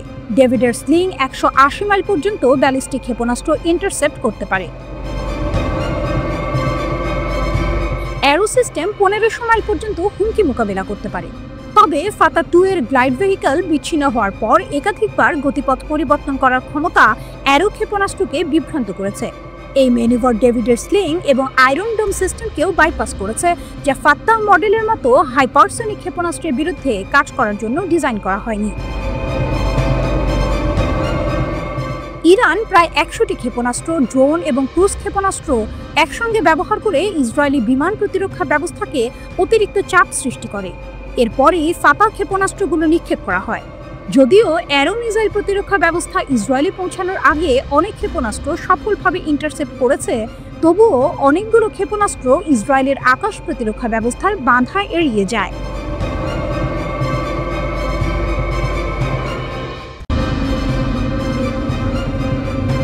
এক অদ্ভুত যুদ্ধ, ইসরায়েল ইরান সংঘাত ও পর্দার আড়ালের রাজনীতি। 13 জুন 2025 ভোর 3টা। 200 এরও বেশি ইসরায়েলি যুদ্ধবিমান প্রবেশ করল ইরানের আকাশ সীমায়। তাদের লক্ষ্য ছিল 100টিরও বেশি পারমাণবিক, সামরিক এবং অবকাঠামো লক্ষ্যবস্তু। এটি ছিল একটি সমন্বিত হামলা। এরপরের 12 দিনের যুদ্ধকে কেউ কেউ বলছেন ইতিহাসের সবচেয়ে অদ্ভুত যুদ্ধ, কারণ এই যুদ্ধের 3 প্রধান পক্ষ, ইরান, ইসরায়েল ও মার্কিন যুক্তরাষ্ট্র, প্রত্যেকেই নিজেদের বিজয় দাবি করেছে। ইসরায়েল এই অভিযানের নাম দিয়েছিল অপারেশন রাইজিং লায়ন। ইসরায়েলি প্রধানমন্ত্রী নেতানিয়াহু দাবি করেন এটি ছিল আত্মরক্ষার পদক্ষেপ। কিন্তু অদ্ভুত বিষয় হলো ইরান কোনো ধরনের উস্কানি দেয়নি। ইসরায়েল হঠাৎ করে বোমা হামলা শুরু করে। গত 31 মে জাতিসংঘের পারমাণবিক পর্যবেক্ষণ সংস্থা IAEA এর একটি গোপনীয় প্রতিবেদন ফাঁস হয়েছিল। এতে উল্লেখ করা হয়েছিল যে ইরানের কাছে প্রায় 400 কেজি 60% সমৃদ্ধ ইউরেনিয়াম আছে, যা দিয়ে 10টি পারমাণবিক অস্ত্র তৈরি করা সম্ভব। ইরান পারমাণবিক অস্ত্র তৈরি না করলেও পারে। এই সম্ভাবনাকে কাজে লাগিয়ে আমেরিকা ও ইসরায়েল ইরানকে লক্ষ্যবস্তু বানায়। এই হামলার পেছনে আরও 2টি গুরুত্বপূর্ণ বিষয় কাজ করেছে। প্রথমত, ডোনাল্ড ট্রাম্পের হাতে ইরানের সঙ্গে করা পূর্ববর্তী পরমাণু চুক্তি বাতিল হওয়া। দ্বিতীয়ত, ইসরায়েলের প্রধানমন্ত্রী বেনিয়ামিন নেতানিয়াহুর বিরুদ্ধে নিজ দেশে চলা দুর্নীতির মামলা। 13 জুন রাতে ইরান ডজন ডজন ক্ষেপণাস্ত্র ও ড্রোন দিয়ে ইসরায়েলকে পাল্টা হামলা দেয়। বেশিরভাগ হামলা প্রতিহত হলেও তেল আবিব ও জেরুজালেমের কিছু স্থান আঘাতপ্রাপ্ত হয়। এরপর দুদেশ একে অপরের ওপর হামলা চালাতে থাকে, যেখানে উভয় পক্ষে হতাহতের ঘটনা ঘটে। 19 জুন ডোনাল্ড ট্রাম্প ইরানকে পারমাণবিক চুক্তি করার জন্য 2 সপ্তাহের সময় দেয়। কিন্তু মাত্র 2 দিন পরেই 21 জুন রাতে প্রায় 125টি মার্কিন বিমান ইরানের আকাশসীমায় প্রবেশ করে। তাদের লক্ষ্য ছিল ইরানের 3টি প্রধান পারমাণবিক স্থাপনা, ফোর্ডো, নাতানজ এবং ইস্পাহান। এই স্থাপনাগুলো মাটির অনেক গভীরে অবস্থিত হওয়ায় প্রচলিত বোমা দিয়ে ধ্বংস করা কঠিন ছিল। তাই তাদের ওপর বাংকার বাস্টার বোমা ব্যবহার করা হয়, যা 60 মিটারের বেশি গভীরে প্রবেশ করতে সক্ষম। মার্কিন যুক্তরাষ্ট্র এই প্রথম কোনো সংঘাতে এই ধরনের বোমা ব্যবহার করল। এই মিশনে ব্যবহৃত B-2 স্টেলথ বোমার বিমানটি 35 ঘন্টা উড়ে এই হামলা চালায়। ইস্পাহান পরমাণু কেন্দ্রকে লক্ষ্য করে সাবমেরিন থেকে টমাহক ক্ষেপণাস্ত্র নিক্ষেপ করা হয়েছিল। এই হামলার পর ডোনাল্ড ট্রাম্প এটিকে সফল সামরিক অভিযান হিসেবে ঘোষণা করেন এবং দাবি করেন ইরানের পারমাণবিক সমৃদ্ধকরণ স্থাপনাগুলো সম্পূর্ণ ধ্বংস হয়ে গেছে। 23 জুন ইরান পাল্টা হামলা চালায় কাতারের আল উদেইদ আমেরিকান বিমান ঘাঁটিতে। মধ্যপ্রাচ্যে এটি মার্কিন যুক্তরাষ্ট্রের সবচেয়ে বড় সামরিক ঘাঁটি। ইরান 19টি ক্ষেপণাস্ত্র নিক্ষেপ করলেও মাত্র একটি বিমান ঘাঁটিতে আঘাত হানে। এতে বড় ধরনের ক্ষতি না হলেও মধ্যপ্রাচ্যের আকাশপথে সব ধরনের বিমান চলাচল প্রায় 8 থেকে 10 ঘন্টার জন্য বন্ধ হয়ে যায়। অনেকেই তখন তৃতীয় বিশ্বযুদ্ধের আশঙ্কা করছিলেন। কিন্তু এর পরের দিনই হঠাৎ করে যুদ্ধ থেমে যায়। ডোনাল্ড ট্রাম্প সম্পূর্ণ যুদ্ধবিরতির ঘোষণা করেন। সবার মনে প্রশ্ন জাগে, কি হচ্ছে? ভূ রাজনৈতিক বিশেষজ্ঞরা মনে করেন ইরান এই যুদ্ধ চালিয়ে যেতে চায়নি, কিন্তু ইসরায়েল আগে হামলা করায় ইরান তার জনগণকে বোঝাতে চেয়েছিল যে তারা যথাযথ পাল্টা জবাব দিয়েছে। 23 জুনের হামলায় ইরান কাতার ও মার্কিন যুক্তরাষ্ট্রকে আগাম সতর্ক করেছিল, যার ফলে মার্কিন যুক্তরাষ্ট্র তাদের বেশিরভাগ বিমান সরিয়ে নিতে পেরেছিল এবং ক্ষয়ক্ষতির পরিমাণ কম হয়েছিল। ইরানের সর্বোচ্চ নেতা দাবি করেন তাদের পারমাণবিক স্থাপনার তেমন ক্ষতি হয়নি এবং তারা যুদ্ধে জয়ী হয়েছেন। অন্যদিকে ট্রাম্প নিজেকে যুদ্ধ থামানোর নায়ক হিসেবে উপস্থাপন করেন এবং নোবেল পুরস্কারের দাবি করেন। ইসরায়েলি প্রধানমন্ত্রী নেতানিয়াহু নিজেকে বিজয়ী দাবি করেন ইসরায়েল ইরানের সব পারমাণবিক স্থাপনা ধ্বংস করে দিয়েছে। ইসরায়েলিদের মধ্যে 70% এই হামলাকে সমর্থন করে। মজার ব্যাপার হলো ইসরায়েলি বেনিয়ামিন নেতানিয়াহুর বিরুদ্ধে দুর্নীতির 3টি মামলা চলছে। গাজা ও লেবানন যুদ্ধের কারণে এই বিচার বারবার বিলম্বিত হচ্ছিল। ইরান আক্রমণের মাত্র 10 দিন আগে 3 জুন নেতানিয়াহুর দুর্নীতির মামলার জেরা শুরু হয়েছিল। ইসরায়েলের চ্যানেল 12-এর এক জরিপ অনুযায়ী 55% ইসরায়েলি মনে করেন যে নেতানিয়াহু গাজা যুদ্ধ চালিয়ে যাচ্ছেন শুধু ক্ষমতা ধরে রাখার জন্য। সাবেক আইডিএফ জেনারেল ইসরায়েল জিভো নেতানিয়াহুকে ইচ্ছাকৃতভাবে গাজা যুদ্ধ চালিয়ে যাওয়ার জন্য অভিযুক্ত করেছেন, যাতে তিনি জেল এড়াতে পারেন। এই পরিস্থিতিতে প্রশ্ন ওঠে, ইরানকে তবে ইসরায়েলি প্রধানমন্ত্রীর দুর্নীতির বিচার বিলম্বিত করার জন্য আক্রান্ত হয়েছিল? 26 জুন ডোনাল্ড ট্রাম্প ইসরায়েলকে নেতানিয়াহুর দুর্নীতির বিচার বাতিল করার নির্দেশ দেন। জবাবে নেতানিয়াহু ট্রাম্পকে ধন্যবাদ জানান। যুদ্ধের সমাপ্তি কে কাকে মানালো? এই 12 দিনের যুদ্ধে জড়িত অন্তত 2টি দেশেরই যুদ্ধ চালিয়ে যাওয়ার আগ্রহ ছিল না। ট্রাম্পের প্রধান উদ্দেশ্য ছিল নিজেকে নায়ক হিসেবে তুলে ধরে নোবেল পুরস্কার জেতা, তাই তিনি নেতানিয়াহুকে যুদ্ধবিরতিতে রাজি করান। কাতার ইরানের সঙ্গে মধ্যস্থতা করে এবং ইরান মার্কিন যুক্তরাষ্ট্রকে জানায় যে তারা আর হামলা চালাবে না। জবাবে আমেরিকা কোনো ঘাঁটিতে হামলা না করার প্রতিশ্রুতি দেয় এবং ইরান যুদ্ধবিরতিতে রাজি হয়। পারমাণবিক কর্মসূচির ভবিষ্যৎ ও আসল কারণ। ট্রাম্প দাবি করেছেন ইরানের পারমাণবিক কর্মসূচি সম্পূর্ণ ধ্বংস হয়ে গেছে, কিন্তু পেন্টাগনের ডিফেন্স ইন্টেলিজেন্স এজেন্সির প্রাথমিক মূল্যায়ন অনুযায়ী হামলার ফলে কেবল 3টি পারমাণবিক স্থাপনার উপরের কাঠামো ক্ষতিগ্রস্ত হয়েছে। বোমা ও ক্ষেপণাস্ত্রগুলো সেন্ট্রিফিউজ এবং উচ্চ সমৃদ্ধ ইউরেনিয়াম সম্পূর্ণ ধ্বংস করতে পারেনি। তাদের মতে হামলার আগেই সমৃদ্ধ ইউরেনিয়াম নিরাপদ স্থানে সরিয়ে নেওয়া হয়েছিল এবং এই 12 দিনের যুদ্ধ ইরানের পারমাণবিক কর্মসূচিকে কয়েক মাস বিলম্বিত করেছে মাত্র। প্রশ্ন হলো, এই যুদ্ধের পর ইরান কি পারমাণবিক অস্ত্র তৈরি বন্ধ করবে নাকি আরও জোরে সোরে এগোবে? ইরানের দৃষ্টিকোণ থেকে তারা এখন দেখেছে যে পারমাণবিক অস্ত্রের সন্দেহ থাকলে যে কোনো দেশ তাদের আক্রমণ করতে পারে, কিন্তু যদি তাদের সত্যিই পারমাণবিক অস্ত্র থাকে তাহলে কেউ আক্রমণ করার সাহস করবে না। উত্তর কোরিয়া এর প্রকৃষ্ট উদাহরণ। ওয়াশিংটনের আর্মস কন্ট্রোল অ্যাসোসিয়েশন মনে করে সামরিক হামলা কেবল ইরানের পারমাণবিক অস্ত্র তৈরির সংকল্পকে আরও শক্তিশালী করবে। যদিও ইরানের আনুষ্ঠানিক দাবি তাদের পারমাণবিক কর্মসূচি বেসামরিক ও শান্তিপূর্ণ উদ্দেশ্যে। সুপ্রিম লিডার খামেনি 2003 সালে পারমাণবিক অস্ত্র কর্মসূচি স্থগিতের ফতোয়া জারি করেছিলেন, যা আনুষ্ঠানিকভাবে এখনও বাতিল হয়নি। মার্চ 2025-এ মার্কিন director of national intelligence Tulsi Gabbard মার্কিন কংগ্রেসে সাক্ষ্য দিয়েছিলেন যে ইরান পারমাণবিক অস্ত্র তৈরি করছে না, কিন্তু ইসরায়েলের হামলার পর তিনি মত পাল্টে বলেন ইরান সত্যিই পারমাণবিক অস্ত্র তৈরি করছে এবং কয়েক সপ্তাহের মধ্যেই তা প্রস্তুত হতে পারে।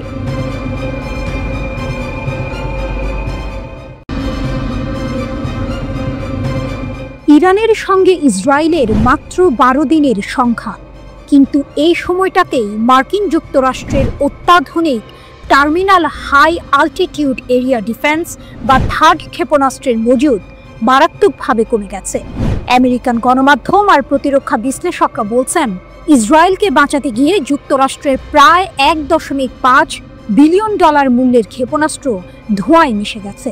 নিউজউইক ম্যাগাজিন সরকারি সূত্রের বরাত দিয়ে জানিয়েছে, আমেরিকা তার উন্নত ক্ষেপণাস্ত্র প্রতিরক্ষা ব্যবস্থার একটি বড় অংশ ইসরায়েলের সুরক্ষায় ব্যবহার করেছে, কিন্তু এর ফলাফল নিয়ে প্রশ্ন উঠেছে।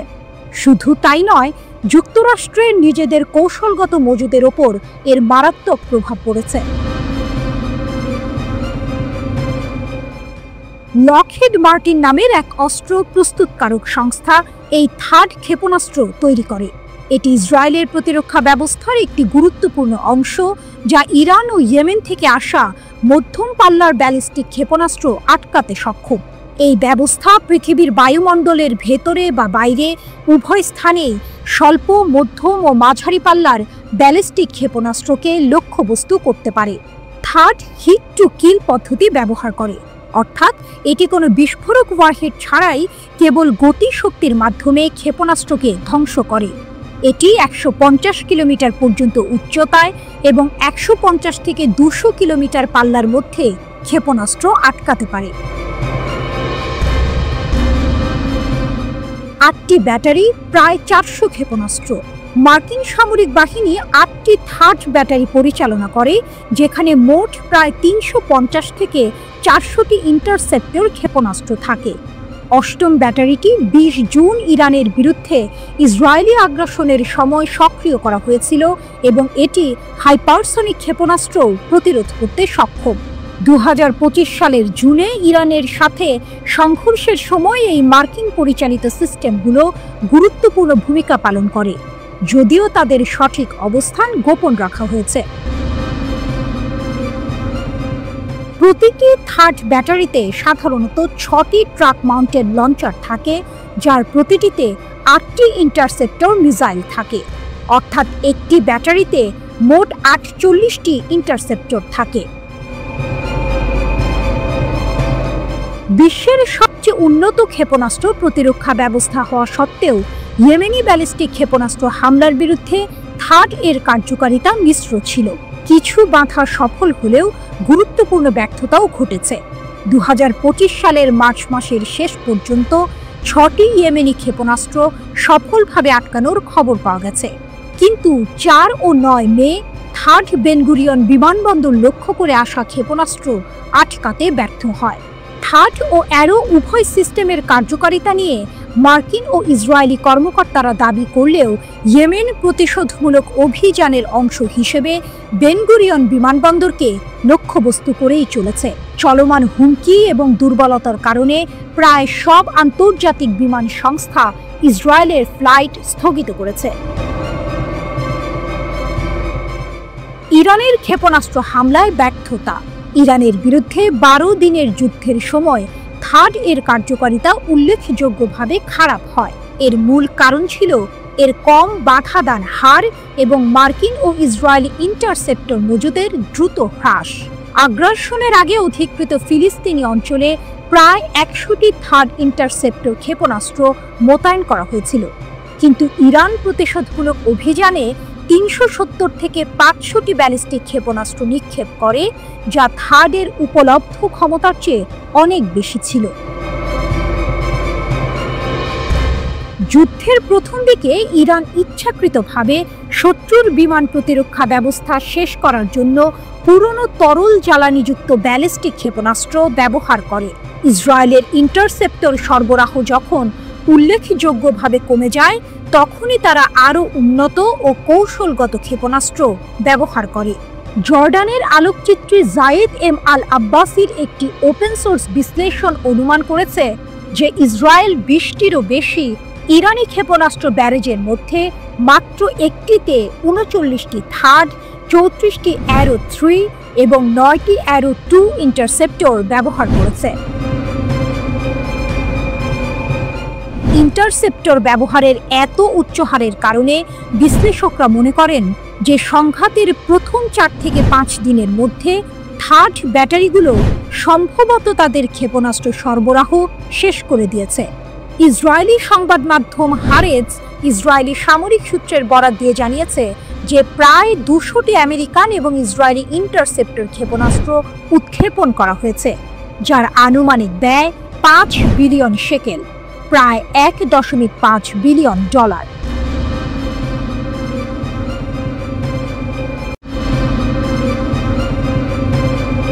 গাজা উপত্যকার উত্তরাঞ্চলে ইসরায়েলি বাহিনীর উপর হামলায় 5 জন ইসরায়েলি সেনা নিহত ও 14 জন আহত হয়েছেন। আহতদের মধ্যে 2 জনের অবস্থা গুরুতর।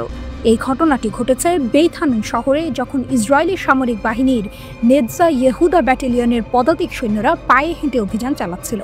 হঠাৎ রাস্তার পাশে পুঁতে রাখা একটি বোমা বিস্ফোরিত হয় এবং সেনারা এর আঘাতে হতাহত হয়। ইসরায়েলি সামরিক বাহিনী জানিয়েছে, হামলার পর উদ্ধার অভিযান দীর্ঘায়িত ও জটিল হয়ে পড়ে, কারণ প্রতিরোধ যোদ্ধারা উদ্ধারকারী দলকেও লক্ষ্য করে হামলা চালায়, যা আরও হতাহতের কারণ হয়। ইসরায়েলের একজন নিরাপত্তা কর্মকর্তা বলেছেন, গাজার উত্তরের বেইত হানুন এলাকায় অভিযান চালানোর সময় ইসরায়েলি সেনাদের লক্ষ্য করে বিস্ফোরণ ঘটানো হয়। গাজা যুদ্ধের শুরু থেকেই এই এলাকা ইসরায়েলি সেনাদের অভিযানের প্রধান লক্ষ্যবস্তুগুলোর একটি ছিল। সেখানে ফিলিস্তিনি যোদ্ধাদের পুনর্গঠিত হওয়া ঠেকাতে ইসরায়েল বারবার অভিযান চালিয়ে যাচ্ছে। নাম প্রকাশ না করার শর্তে ওই কর্মকর্তা আরও বলেন, ইসরায়েলি সেনাদের লক্ষ্য করে গুলিও ছোড়া হয়েছে। হামলায় 2 সেনা গুরুতর আহত হয়েছেন বলে জানিয়েছে ইসরায়েলি সেনাবাহিনী। গাজায় ইসরায়েল তাণ্ডব শুরু করার পর এ নিয়ে এই উপত্যকায় 888 ইসরায়েলি সেনা নিহত হলেন। এই হামলার প্রশংসা করে হামাসের সামরিক শাখা আল কাসাম ব্রিগেডের মুখপাত্র আবু ওবায়দা বলেছেন, এই অভিযান দখলদার বাহিনীর উপর একটি বড় আঘাত। তিনি ইসরায়েলি বাহিনীকে সতর্ক করে বলেছেন, গাজায় তাদের উপস্থিতি তাদের জন্য আরও ক্ষতি ডেকে আনবে। আবু ওবায়দা জোর দিয়ে বলেছেন, গাজার ভেতরে ইসরায়েলি বাহিনীর অবস্থান টিকিয়ে রাখা নেতানিয়াহুর জন্য সবচেয়ে বোকামিপূর্ণ সিদ্ধান্ত হবে। তার মতে, ফিলিস্তিনিদের দৃঢ়তা ও সাহসী যুদ্ধের সমীকরণ নির্ধারণ করছে ইসরায়েলের সামরিক শক্তি নয়। তিনি ভবিষ্যৎবাণী করেছেন, পরে এটি ব্যর্থ হতে পারে এবং অতিরিক্ত বন্দী আমাদের হাতে চলে যাবে। এই ঘটনাটি এমন এক সময় ঘটল যখন গত সপ্তাহে ইসলামিক জিহাদের সশস্ত্র শাখা আল কুদস ব্রিগেড ঘোষণা করেছিল যে তারা উত্তর গাজায় এক হামলায় 40 জনেরও বেশি ইসরায়েলি সেনাকে হত্যা বা আহত করেছে। সেই হামলাটি গাজা শহরের সুজাইয়া পাড়ায় হয়েছিল এবং সেখানে আবাসিক ভবনের ভেতরে লুকিয়ে থাকা ইসরায়েলি বাহিনীকে লক্ষ্যবস্তু করা হয়েছিল। এই দুটি ঘটনায় ফিলিস্তিনি প্রতিরোধের ক্রমবর্ধমান শক্তি এবং ইসরায়েলি বাহিনীর জন্য গাজায় অভিযান কতটা বিপজ্জনক হয়ে উঠছে তা প্রমাণ করে। উল্লেখ্য, 2023 সালের অক্টোবরে ইসরায়েল ফিলিস্তিনি প্রতিরোধের একটি বীরত্বপূর্ণ অভিযানের প্রতিক্রিয়ায় গাজায় এক ভয়াবহ যুদ্ধ শুরু করে। এই নৃশংস সামরিক হামলায় এ পর্যন্ত 57,500 জনেরও বেশি ফিলিস্তিনি নিহত হয়েছেন, যাদের বেশিরভাগই নারী ও শিশু।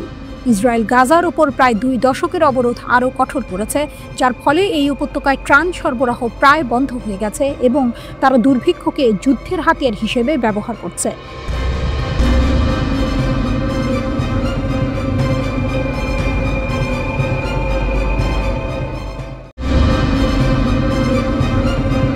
লোহিত সাগরে ইসরায়েল সংশ্লিষ্ট জাহাজ ডুবিয়ে দিল ইয়েমেনের সশস্ত্র বাহিনী, উত্তেজনা তুঙ্গে। রিপোর্ট আল মায়াদিনের। লোহিত সাগরে নতুন করে উত্তেজনা ছড়িয়েছে। ইয়েমেনের সশস্ত্র বাহিনী ঘোষণা করেছে তারা ম্যাজিক সিস্টেমের একটি ইসরায়েল সংশ্লিষ্ট জাহাজকে সফলভাবে ডুবিয়ে দিয়েছে। এটি লোহিত সাগরে ইসরায়েলি স্বার্থের ওপর ইয়েমেনের একটি বড় আঘাত। ওয়াইএএফ এর মুখপাত্র ব্রিগেডিয়ার জেনারেল ইয়াহিয়া সারি জানিয়েছেন, সতর্ক করা সত্ত্বেও জাহাজটি ইসরায়েলের সঙ্গে সহযোগিতা করায় এবং ফিলিস্তিনি বন্দরে প্রবেশ নিষেধাজ্ঞা অমান্য করায় এই হামলা চালানো হয়েছে। কিভাবে ডুবল ম্যাজিক সিস? সারি জানান, লোহিত সাগরে ম্যাজিক সিস জাহাজটিকে লক্ষ্য করে একটি সুনির্দিষ্ট সামরিক অভিযান চালানো হয়। এই অভিযানে 2টি মনুষ্যবিহীন নৌকা, 5টি ব্যালিস্টিক ও ক্রুজ ক্ষেপণাস্ত্র এবং 3টি ড্রোন ব্যবহার করা হয়। সারির মতে, এই সমন্বিত হামলায় জাহাজটি সরাসরি আঘাতপ্রাপ্ত হয় এবং প্রথমে ডুবে যাওয়ার ঝুঁকিতে পড়ে। পরে তিনি নিশ্চিত করেন যে ম্যাজিক সিস সম্পূর্ণরূপে সমুদ্রের গভীরে তলিয়ে গেছে। হামলার আগে জাহাজের ক্রুদের নিরাপদে জাহাজ ত্যাগ করার অনুমতি দেওয়া হয়েছিল। ইয়েমেনি নৌবাহিনীর বারবার সতর্কীকরণ এবং সতর্কতা জারি করার পরও জাহাজটি সেগুলো উপেক্ষা করায় এই হামলা চালানো হয়।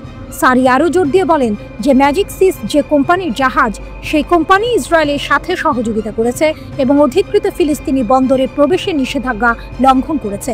তাই ওয়াইএএফ এই কোম্পানি পরিচালিত যে কোনো জাহাজকে আটকাতে পিছপা হবে না এবং কোম্পানিকে সম্পূর্ণ দায়িত্ব বহন করতে হবে।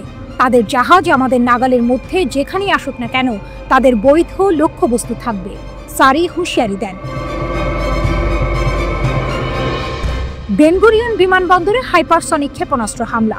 এর একদিন আগেই রবিবার সারি আরও একটি চাঞ্চল্যকর খবর দেন। তিনি জানান ওয়াইএএফ এর রকেট বাহিনী প্যালেস্টাইন 2 হাইপারসনিক ব্যালিস্টিক ক্ষেপণাস্ত্র দিয়ে অধিকৃত ইয়াফা অঞ্চলে অবস্থিত বেন গুরিয়ন বিমানবন্দরে হামলা চালিয়েছে। সারি জানান এই অভিযান সফলভাবে তার লক্ষ্য অর্জন করে, যার ফলে বিমান চলাচল বন্ধ হয়ে যায় এবং লক্ষ লক্ষ ইসরায়েলি বসতি স্থাপনকারী আশ্রয় কেন্দ্রে পালিয়ে যেতে বাধ্য হয়। মুখপাত্র আরও বলেন যে এই অভিযান ছিল নিপীড়িত ফিলিস্তিনি জনগণ এবং তাদের প্রতিরোধ যোদ্ধাদের সমর্থনে এবং গাজা উপত্যকায় ইসরায়েল কর্তৃক চলমান গণহত্যার প্রতিক্রিয়ায় প্রতিশোধমূলক হামলা ও ইয়েমেনের প্রতিরোধের ক্ষমতা। মাত্র কয়েক ঘন্টা পরে 7 জুলাই ভোরে ইয়েমেনের হোদেইদা শহরে কমপক্ষে 20টি ইসরায়েলি বিমান হামলা চালানো হয়। আল মায়াদিনের সংবাদদাতা জানিয়েছেন, ইয়েমেনি বিমান প্রতিরক্ষা বাহিনী আক্রমণের একটি উল্লেখযোগ্য অংশ প্রতিহত করতে সক্ষম হয়। হামলাগুলি হোদেইদা, সালিফ এবং রাস ইসা বন্দর, সেই সাথে রাস কাতিফ বিদ্যুৎ কেন্দ্র সহ গুরুত্বপূর্ণ স্থানগুলিকে লক্ষ্য করে করা হয়েছিল। ইসরায়েলি মিডিয়াও নিশ্চিত করেছে যে এই অবকাঠামোগুলোতে এর আগে 3 বার ইসরায়েলি দখলদার বাহিনী আঘাত হেনেছে। সারি বলেছেন যে ইয়েমেনি বিমান প্রতিরক্ষা বাহিনীর সদস্যরা ইয়েমেনের বিভিন্ন এলাকায় ইসরায়েলি বিমান হামলা সফলভাবে প্রতিহত করেছে এবং প্রতিহত করেছে। সুনির্দিষ্ট ও উচ্চ প্রযুক্তির হামলা। সারি ব্যাখ্যা করেছেন যে ওয়াইএএফ বেশ কয়েকটি ইসরায়েলি লক্ষ্যবস্তুতে একটি সমন্বিত ক্ষেপণাস্ত্র এবং ড্রোন হামলা চালিয়েছে, যেখানে 11টি ব্যালিস্টিক ক্ষেপণাস্ত্র এবং ড্রোন জড়িত ছিল। ওয়াইএএফ এ হামলাকে উচ্চ নির্ভুলতা এবং সফল বলে বর্ণনা করেছে। একটি ইয়েমেনি প্যালেস্টাইন 2 হাইপারসনিক ক্ষেপণাস্ত্র বেন গুরিয়ন বিমানবন্দরকে লক্ষ্য করে হামলা চালায়, যখন অতিরিক্ত হাইপারসনিক ক্ষেপণাস্ত্র ইদুত বন্দর এবং অধিকৃত আসকালানের বিদ্যুৎ কেন্দ্রে আঘাত করে। এছাড়া উম্মে আল রাশরাশ বন্দর বা ইলাত আক্রমণ করার জন্য 8টি ড্রোন মোতায়েন করা হয়েছিল। সারি জানান, সমস্ত ক্ষেপণাস্ত্র এবং ড্রোন তাদের লক্ষ্য সফলভাবে অর্জন করে এবং ইসরায়েলি ইন্টারসেপ্টর সিস্টেমগুলি কোনো আক্রমণকে নিষ্ক্রিয় করতে বাধ্য হয়।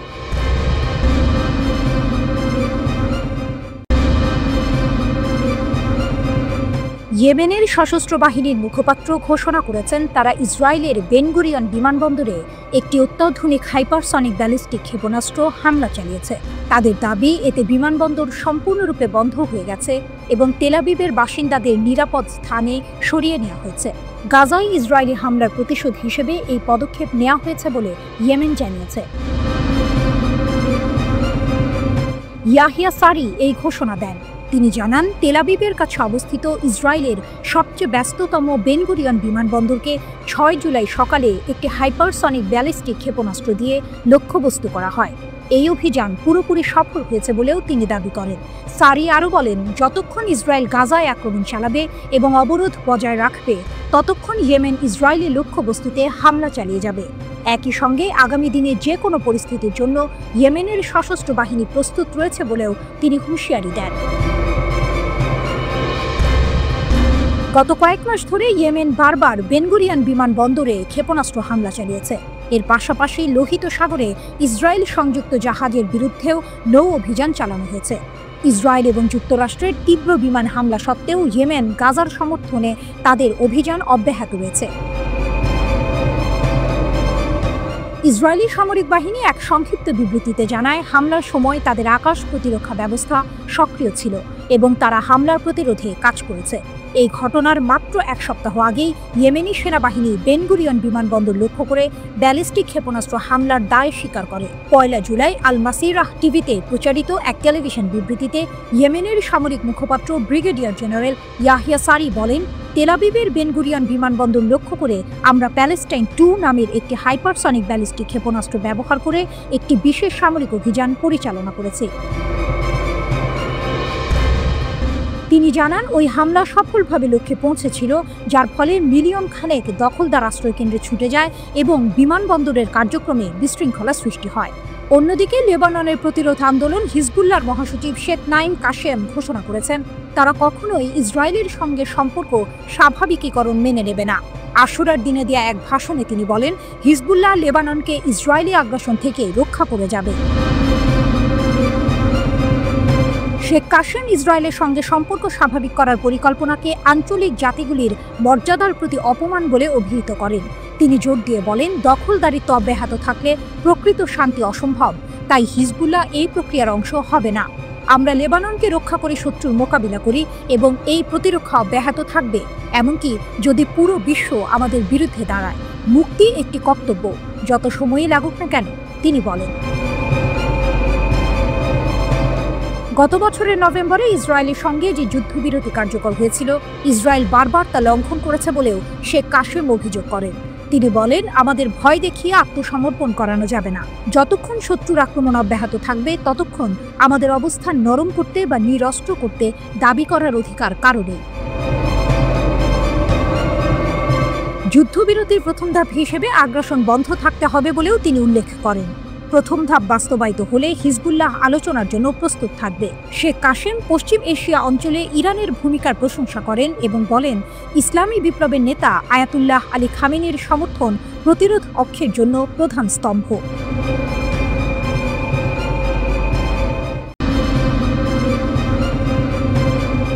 গাজায় রক্তক্ষয়ী সংঘর্ষ, ইসরায়েলি বাহিনীর ৩ সদস্য নিহত, প্রতিরোধের পাল্টা জবাব। গাজা উপত্যকায় রক্তক্ষয়ী সংঘর্ষ যেন থামছেই না।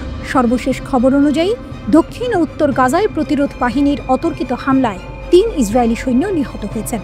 ইসরায়েলি দখলদার বাহিনীও এই হতাহতের ঘটনা নিশ্চিত করেছে, যা তাদের জন্য এক বড় ধাক্কা। উত্তর গাজায় ১ সেনা নিহত, তদন্ত চলছে। যুদ্ধক্ষেত্রে আরও ১ ইসরায়েলি সেনা মৃত্যু নিশ্চিত করেছে দখলদার বাহিনী। উত্তর গাজা উপত্যকায় যুদ্ধ সম্পর্কিত অপারেশনাল দুর্ঘটনার অজুহাত দিলেও জানা গেছে, নর্দার্ন ব্রিগেডের ১৯ বছর বয়সী কমব্যাট ইঞ্জিনিয়ারিং সৈনিক সার্জেন্ট ইয়ার এলিহেও রাতে প্রতিরোধ বাহিনীর হামলায় নিহত হয়েছেন। ইসরায়েলি সামরিক বাহিনী ঘটনার তদন্তের কথা বললেও প্রতিরোধের দাবি এর পেছনে বড় ভূমিকা রাখছে। খান ইউনিসে রকেটের আঘাতে ২ সেনার মৃত্যু। শুধু উত্তর গাজাই নয়, দক্ষিণ গাজার খান ইউনিসেও ইসরায়েলি বাহিনীর উপর নেমে এসেছে আঘাত। ইসরায়েলি গণমাধ্যম সূত্রের খবর, ট্যাঙ্ক বিরোধী রকেটের আঘাতে গোলানি ব্রিগেডের ২ সৈন্য নিহত হয়েছেন। গাজার প্রতিরোধ বাহিনী যে কতটা তৎপর তা এই ঘটনা থেকেই স্পষ্ট। গাজায় নিরাপত্তা ঘটনার ঘন ঘটা। গাজা উপত্যকা জুড়ে অন্তত ৪টি নিরাপত্তা ঘটনার খবর পাওয়া গেছে। এর মধ্যে ২টি বেইত হানুন এবং ১টি খান ইউনিসে ঘটেছে। চতুর্থ ঘটনাটি তদন্তাধীন। ইসরায়েলি গণমাধ্যম একটি খুবই কঠিন ঘটনার কথা উল্লেখ করেছে, যা সমাধান করতে ৫ ঘন্টা সময় লেগেছে। কিন্তু সামরিক মিডিয়া ব্ল্যাকআউটের কারণে বিস্তারিত জানা যায়নি। এতে বোঝা যায় গাজার পরিস্থিতি কতটা জটিল এবং ইসরায়েলি বাহিনী কতটা চাপে আছে। প্রতিরোধ বাহিনীর পাল্টা জবাব, মর্টার হামলা ও ড্রোন আটক। এদিকে হামাসের সামরিক শাখা আল কাসাম ব্রিগেড দক্ষিণ গাজা উপত্যকার আল সাতার এলাকায় ইসরায়েলি দখলদার বাহিনীর ওপর মর্টার শেল হামলা চালিয়েছে। এই হামলার পর ইসরায়েলি গণমাধ্যম খান ইউনিসে খুবই কঠিন ঘটনা এবং হেলিকপ্টার থেকে প্রচণ্ড গুলিবর্ষণের খবর দিয়েছে। আল কাসাম ব্রিগেড নীর ইজাক এবং মিফতাহিমের বসতিগুলোতেও হামলা চালিয়েছে।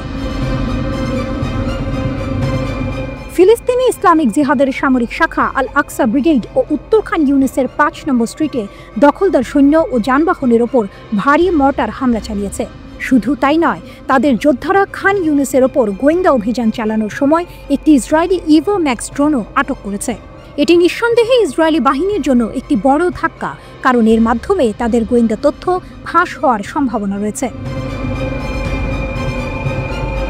প্রতিরোধ অভিযান জোরদার, ইসরায়েলি জানে আঘাত। ফিলিস্তিনি প্রতিরোধ গোষ্ঠীগুলো গাজায় ইসরায়েলি যানবাহন লক্ষ্য করে একাধিক সফল অভিযান চালিয়েছে।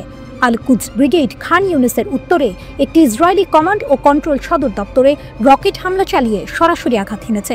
তারা Popular Front for the Liberation of প্যালেস্টাইনের সামরিক শাখার সাথে যৌথভাবে পশ্চিম আল সাতার এলাকায় ইসরায়েলি বাহিনীর ওপর মর্টার হামলা চালিয়েছে। আল কাসাম ব্রিগেড খান ইউনিস শহরের আল মুজাম্মা আল ইসলামী স্ট্রিটে একটি ইসরায়েলি সামরিক যানে ইয়াসিন 105 শেল দিয়ে হামলা চালায়। এই হামলায় যানটিতে আগুন ধরে যায় এবং হতাহতদের সরিয়ে নিতে হেলিকপ্টার নামাতে হয়। ফিলিস্তিনি প্রতিরোধ যোদ্ধারা গাজা উপত্যকার অভ্যন্তরে ইসরায়েলি বাহিনীর ওপর আক্রমণ চালিয়ে যাচ্ছে, যার ফলে ইসরায়েলি সামরিক বাহিনীর হতাহতের সংখ্যা বেড়েই চলেছে। এই চলমান আল আকসা ফ্লাড অভিযান ইসরায়েলি বাহিনীর জন্য এক দুঃস্বপ্ন হয়ে দাঁড়িয়েছে।